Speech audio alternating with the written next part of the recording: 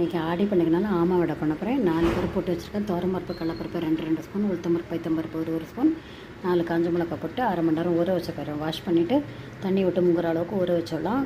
அப்புறம் கரகரன்னு அரைச்சி விட்டு பச்சை மிளகா இல்லை கருவேப்பிலை, பெருங்காயம் போட்டு அரைச்சி விடலாம். கொத்தமல்லி, கருவேப்பிலை போட்டுட்டு கரகரன்னு அரைச்சிட்டு எண்ணெயில் காஞ்ச எண்ணெயில் தட்டிட்டணும். வடை ரெடி ஆகிடும்.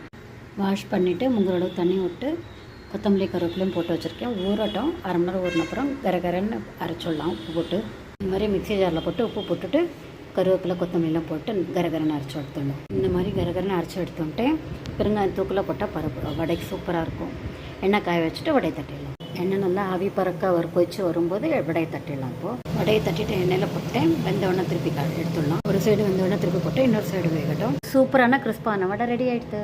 சூப்பரான வடை அப்படியே சாப்பிட்டுடலாம். சூப்பரான வடை ரெடி ஆகிடுது.